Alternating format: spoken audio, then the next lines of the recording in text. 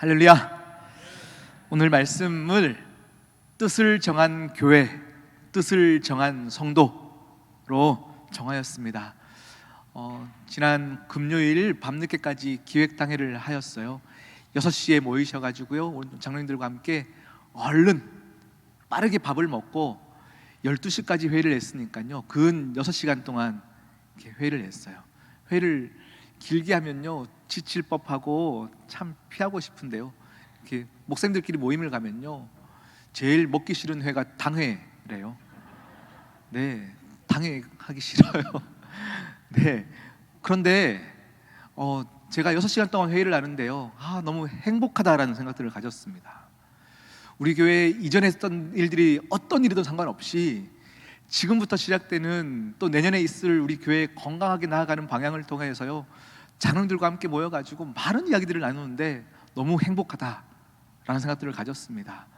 우리 교회가 정말로 하나님 기뻐하시는 교회가 될 수 있도록 여러분 계속 기도해 주십시오. 그리고 함께 그 자리 가운데서 여러분이 계셔야 또 은혜 받습니다. 그래서 우리 교회가 그런 교회 되기를 원하고요, 또 말씀 중간에 또 그런 이야기들이 잠깐 들어갈 텐데 오늘 다니엘 말씀을 가지고 함께 은혜를 받기를 원합니다. 제가 얼마 전에 새벽 예배 때 다니엘서를 가지고 함께 쭉 강의를 하였는데요, 제가 기획당회 이후에 우리 교회 방향성들을 계속 고민을 하는데 또 이 말씀이 딱 떠올랐어요. 그래서 급하게 말씀을 또 바꿔가지고 여러분께 은혜를 나누려고 합니다. 여러분 요즘 참 살기가 너무 어려우시죠? 너무 금리도 올랐어요.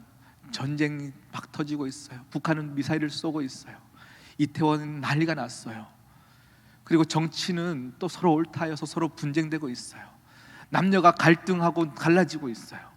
어느 것 하나 뉴스를 보면요, 웃으면서 볼 수 있는 뉴스가 없을 정도로 너무 살기 어려워져 가는 것 같습니다.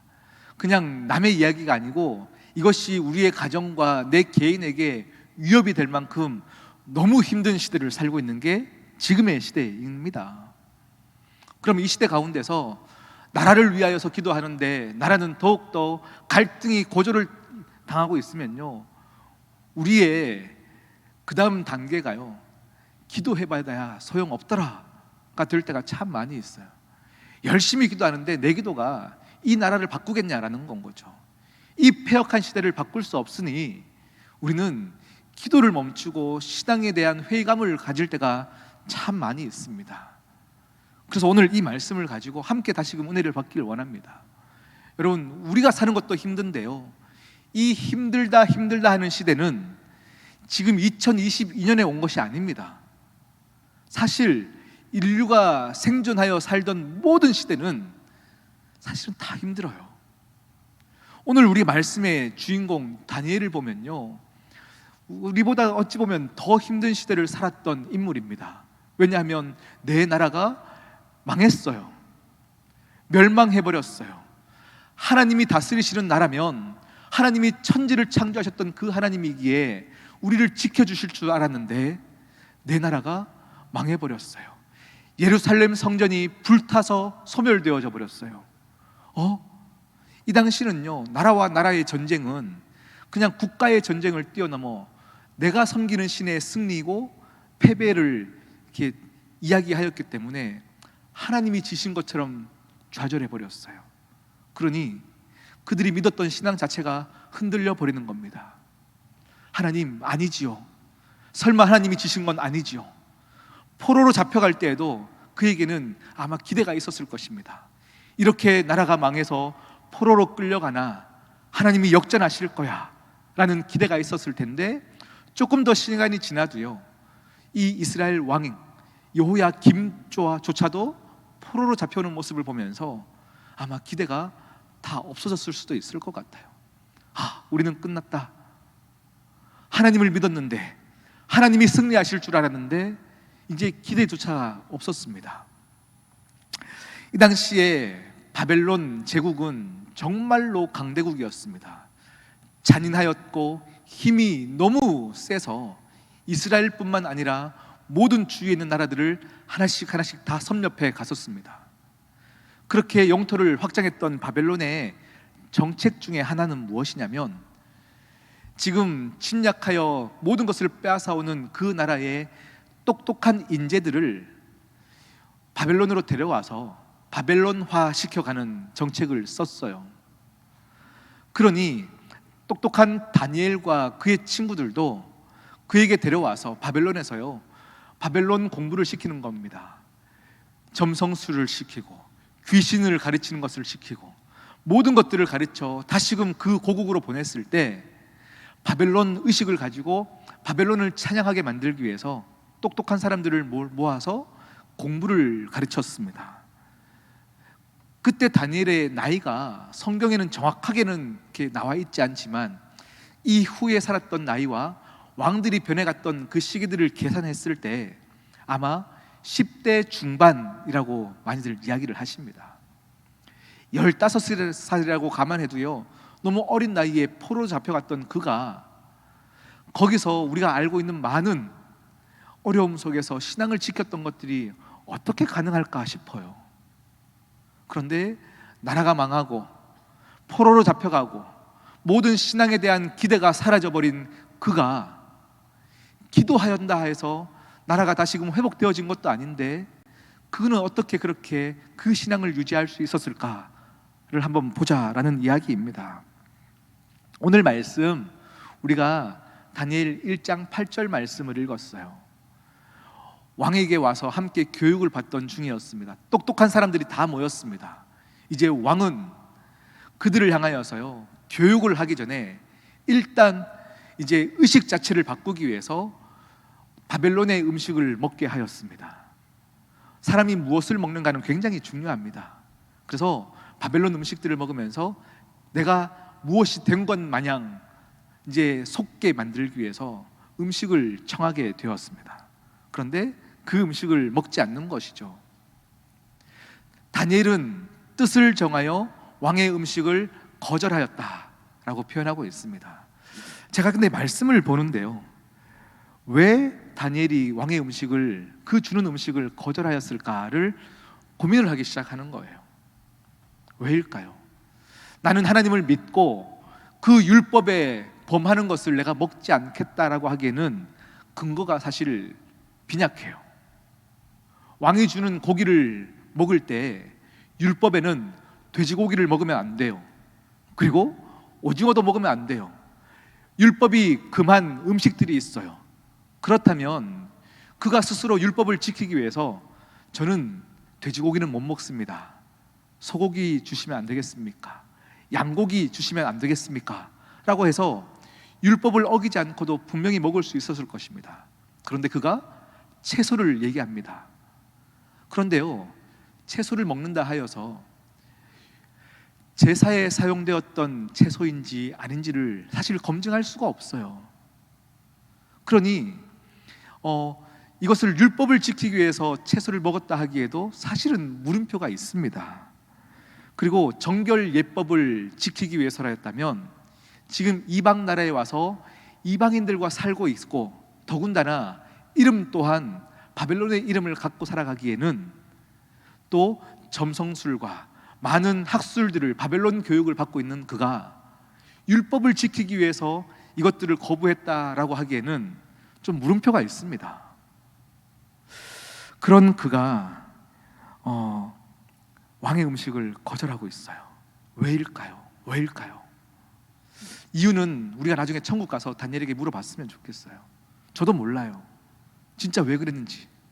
그런데 오늘 8절 말씀을 뒤에 이어서 15절에 가면요, 왕의 음식을 거절하고 채소를 먹었더니 그의 얼굴이 윤택하여졌더라 라고 표현하고 있어요.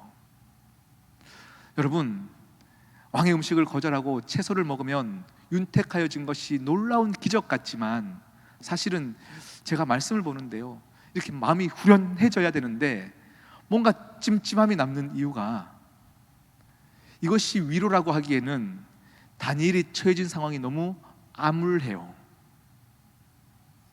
나라가 망했는데, 가족들이 다 뿔뿔이 흩어졌는데 고기를 먹지 않아서 얼굴이 윤택하여졌다고 해서 이것을 하나님이 기적이라고 말하고 기쁨이라고 얘기하고 기적이라고 얘기하기에는 사실 너무 아무것도 아닌 건 거죠. 더 좋아 보인다 하여서, 남들보다 고기 안 먹었는데도 빛깔이 좋아졌다 하여서, 사실 다니엘이 그것을 가지고 하나님을 찬양하기에는 너무 큰 것이 아니에요. 대단해 보이는 것이 아니에요. 이런 인생이 바로 믿는 자들의 인생입니다. 하나님을 위해서 열심히 살아가나, 그래서 기적을 체험할 때가 있으나, 그것이 이 세상에 죄가 가득하여서, 오늘 우리 권사님 기도 너무 은혜가 되었어요.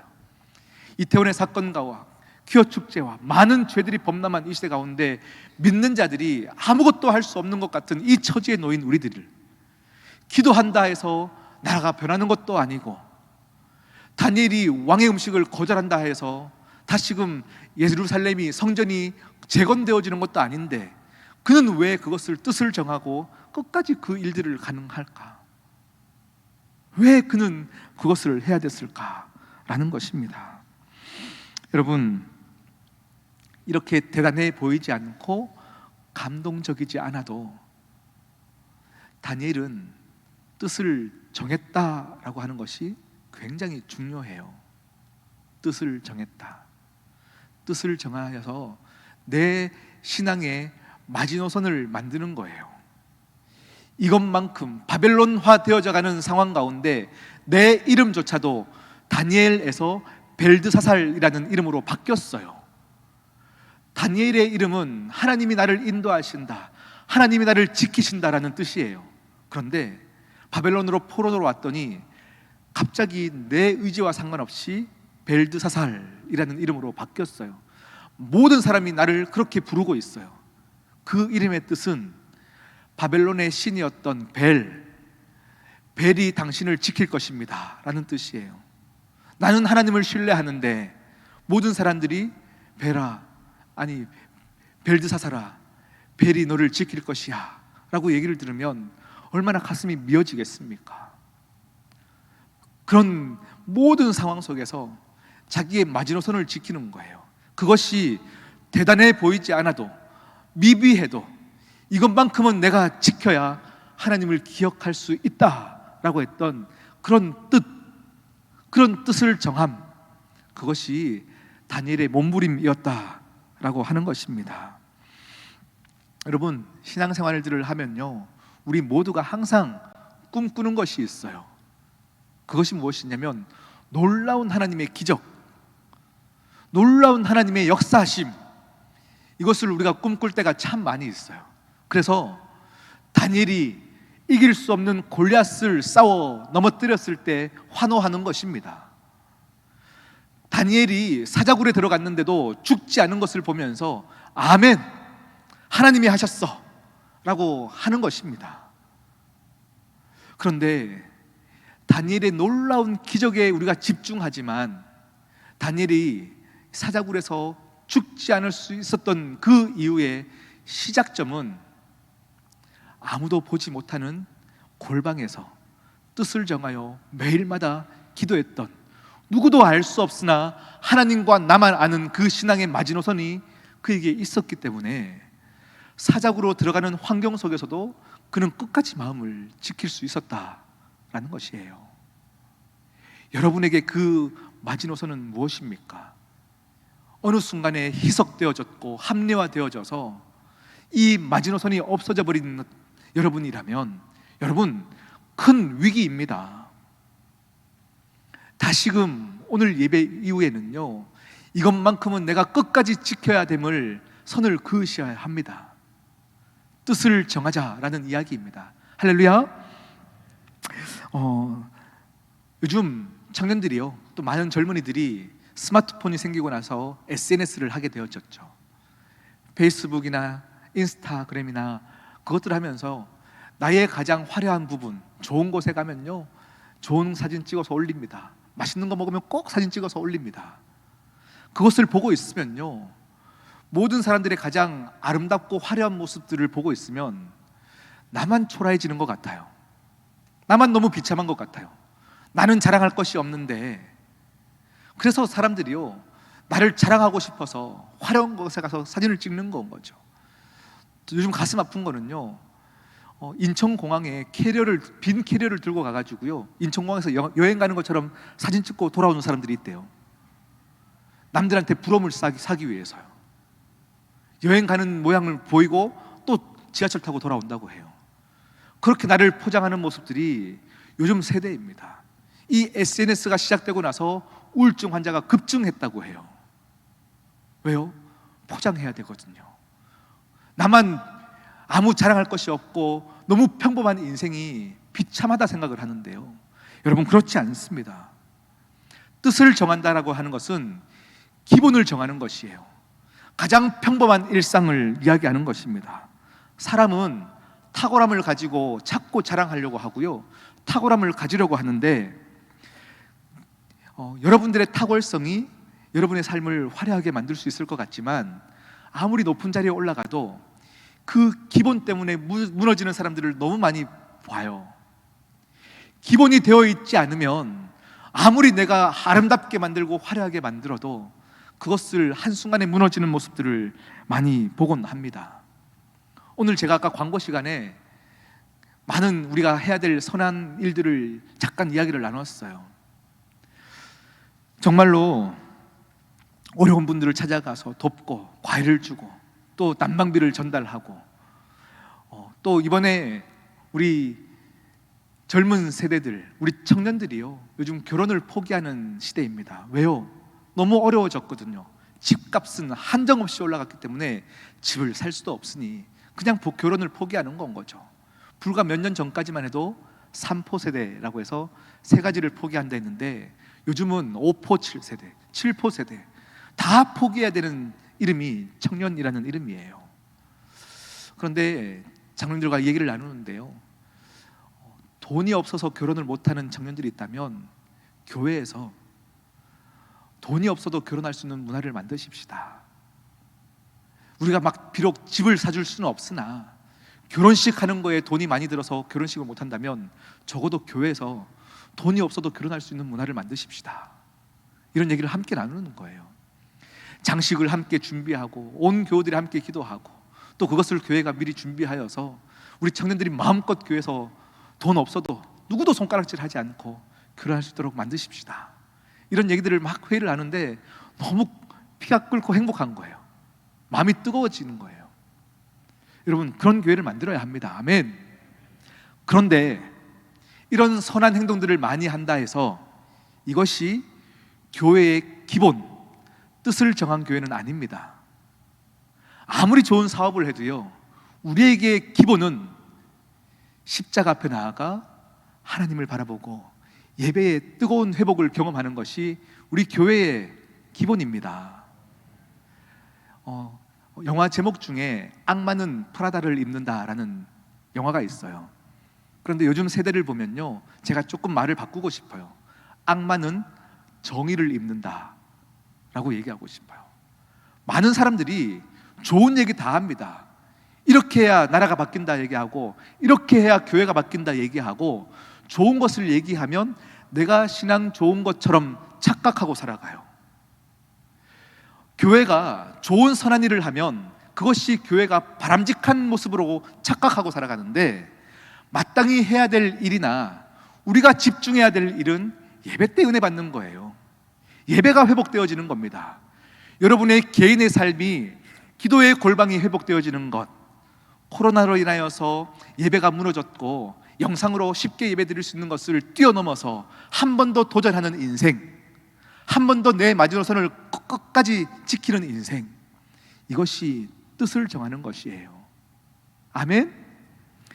네, 여러분, 뜻을 정하여서 기본으로 돌아가려는 그 투쟁, 그 발버둥이 없이는 우리는 겉으로 보이는 화려함을 가지고 내가 잘 살고 있다라고 착각하는 거예요. 목사가 능력이 있어서, 설교가 뛰어나서 교회가 부흥한다 해서 그것이 건강한 것이 아니에요. 교회가 숫자가 는다 하여서 이것을 건강하다 말할 수 있다면 이단이나 신천지나 얼마나 건강해요? 그러면 그렇지 않아요.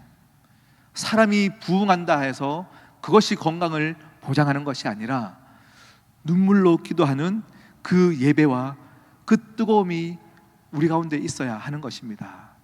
할렐루야. 네, 그런 여러분 되시기를 축복해요. 우리 교회가 각 예배마다 여러분 새로운 결단과 눈물, 그 하나님을 배우는 시간 안에서 그 감격이 뜨거워져야지 그 다음에 하는 모든 선한 사역들이 더 의미가 있는 것입니다. 우리 교회는 더 세상을 향하여서, 또 우리 교회 안에 어려운 분들을 향하여서 지속적으로 나갈 것입니다. 그런데 이런 많은 선한 행위들이나 교회가 부흥한다 하여 이것이 내 신앙인 양 착각하시면 안 된다는 이야기예요. 우리는 더욱더 내 마지노선을 확실하게 그어서 하나님께 나아가는 여러분 되시기를 축복합니다. 제가요, 분당 우리 교회 이찬수 목사님이 설교 중에 한번 하셨던 말인데 제가 너무 좋아서 따로 메모를 해두었어요. 이런 얘기를 하시더라고요. 쾌락을 억제해야 행복한 것이 아니라 행복해야 쾌락을 억제할 수 있습니다. 이건 굉장히 중요한 말입니다. 우리가 선한 일을 해야 신앙 좋아지는 것이 아니라 신앙이 뜨거워지고 하나님께 대한 회복이 있으면 많은 선한 열매들을 맺을 수 있는 거예요. 겉으로 화려한 것을 가지고 우리 스스로를 치장하는 것, 이것만큼 피곤한 것이 없습니다. 여러분, 예배에 회복하십시오. 더 뜨거워지십시오. 내년부터는 우리 오후 2시 예배도 함께 회복하여서 그 예배는 좀 전통 예배를 좀 벗어나서 함께 그냥 뜨겁게 찬양하고 기도하고, 그렇게 우리 예배가 더욱더 우리 교회가 뜨거워진 교회가 되기를 원합니다. 아멘. 그렇게 하여 보이는 모든 모습 가운데 여러분이 살아나기를 원합니다. 시간이 참 잘 가네요. 네, 이번 주 중에 제가 어느 목사님을 잠깐 배웠는데요. 그 목사님이 들었던 얘기를 또 저한테 해주셨어요. 이 얘기를 이제 마지막으로 설교를 정리할까 합니다. 어떤 청년이 직장에 새로 이제 입사를 했는데, 이제 입사했기 때문에 회사 사람들하고 다 회식을 갔대요. 회식을 갔는데 이제 사장님께서요, 이 입사한 신입 사원을 향하여서 너무 환영하고 축하한다. 그리고 내가 너를 사랑하는 마음에, 뜨겁게 사랑하는 마음을 이 술잔에 부어서 내가 이제 전 사원들에게 돌릴 테니 우리 함께 뜨겁게 마시자. 내 사랑을 전달한다 하면서 술잔들을 다 따라줬대요. 그런데 이 신입사원이 뜨거운 크리스천이었어요. 그래서 술에 대해서는 본인이 마지노선이었던 거죠. 그런데 또 이 사랑을 담았다, 내 마음을 담았다 하는 이 마음에 이것을 거절하면 또 분위기가 너무 안 좋아질 것 같다라는 건 거죠. 그래서 이 사원이 마지막에 술잔을 들고 사장님을 향해서 이렇게 얘기했대요. 사장님, 저를 너무 환대해 주셔서, 그리고 사랑의 마음을 이 술잔에 담아 주셔서 감사합니다. 이 사장님의 사랑을 제 가슴에 담겠습니다. 그리고 더 열심히 회사를 위해서 최선을 다해서 섬기겠습니다 하고 이 술잔을 가슴에 부었대요. 가슴에 부었대요. 여러분, 우리가 뜻을 정하여 하나님 앞에 마지노선을 지키는 것은요, 죄송한데 나는 믿는 사람이기 때문에 안 먹습니다 하고 적대시하면서 가는 것이 아니고요, 지혜롭게 가셔야 돼요. 그런데 뜻을 합리화시키거나 이렇게 다 지우시는 것이 아니라 정말 고도의 지혜를 가지고 이 세상을 향하여서 기도하시고 그렇게 신앙을 지켜가는 저와 여러분 되시기를 진심으로 축복합니다. 함께 기도하십시다. 하나님, 감사합니다. 내 기도가 세상을 바꿀 수 없어서 기도를 포기하는 이 없게 하여 주시옵시고, 뜻을 정하여 하나님께 더 나아가는 우리들 되어지게 하여 주시옵소서. 하나님, 죄가 많아 패역한 시대 속에서도 집중하여 몸부림치는 우리들 되어지게 하시사 우리 시온성교회 하나님 마음을 시원케 하는 교회가 되어지게 하여 주시옵소서. 이 모든 말씀 예수님의 이름으로 기도드립니다.